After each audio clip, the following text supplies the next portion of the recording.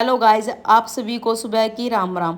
आज हमें सुबह जल्दी उठना होता है क्योंकि हमें घर पर बनानी होती है गुग्गा पीर। यह हमारे गांव की एक मान्यता है, तो इसलिए मेरी माँ इसे गोबर और मिट्टी के लेप को तैयार करती है और गुग्गा पीर को बनाती है। इस रिवाज के अनुसार इसे घर पर बनाना पड़ता है और मेरी माँ इसको एक बढ़िया तरीके से फूल पत्तियों के द्वारा इसका डिज़ाइन देती है और फिर ये हमारी बनकर हो जाती है तैयार। फिर दिया जलाकर थोड़े से नाच के साथ इसकी पूजा करती है। फिर बाहर भैंसें भी गली में जाती हुई दिखाई देती हैं। फिर मैं हर रोज की तरह अपने पौधों को पानी देने लग जाती हूँ और पुदीना की कलियों को तोड़ लेती हूँ क्योंकि सुबह सुबह पुदीना खाना चाहिए, जो कि सेहत के लिए फायदेमंद होता है। इसे पिंपल भी कम किए जा सकते हैं। आज हमने बनाई होती है सेवैयाँ, जिन्हें मैं पकाकर मिट्टी के बर्तन में डाल लेती हूँ। मैं मेरे लिए भी सेवैयाँ को कांच की कटोरी में डाल लेती हूँ। साथ में दूध को भी गर्म करने लग जाती हूँ। सेवैयाँ खाकर मिर्ची को साफ करती हूँ।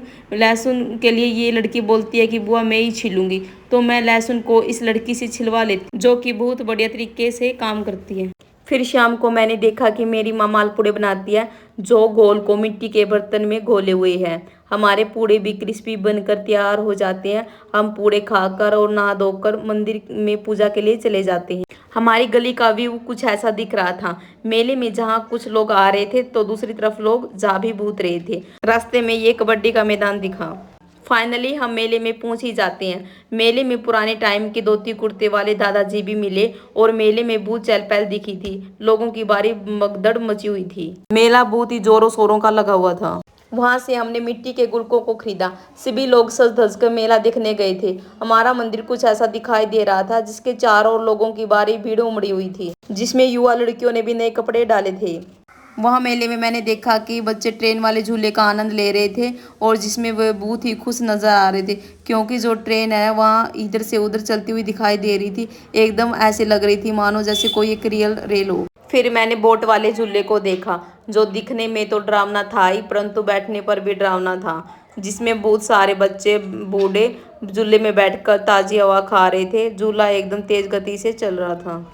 यह मेला हमारे जोड़ के किनारे पर लगा हुआ था। देखने में तो यह स्ट्रेस आउट व्यू था। यहाँ से कुछ दूरी पर रेल ट्रेन भी आती हुई दिखाई दे रही थी, क्योंकि यहाँ रेल की पटरी बनी हुई थी। मेले में आए सभी लोग बहुत ही आनंद के साथ मेले का मजा ले रहे थे। कोई कुछ पी रहा था तो कोई कुछ पी रहा था, तो कोई झूला झूल रहा था, तो कोई छोटे बच्चों के लिए खिलौने खरीद रहा था। बच्चे आइसक्रीम खरीद रहे थे और बहुत ही खुश नजर आ रहे थे। सभी लोग इधर से उधर घूम रहे थे। बच्चे उछल कूद कर रहे थे, अपने अपने मस्ती में थे। पास से यह मंदिर कुछ ऐसा दिख रहा था। हमारा गांव का मेला पूरी जोरों शोरों के साथ लगा हुआ था। अपनी रीति रिवाज मर्यादाओं का ध्यान रखते हुए स्त्री और पुरुष ने अपने अपनी मर्यादा को बनाए रखा था। मेला देखने आए लोग इधर से उधर मेले में घूम रहे थे।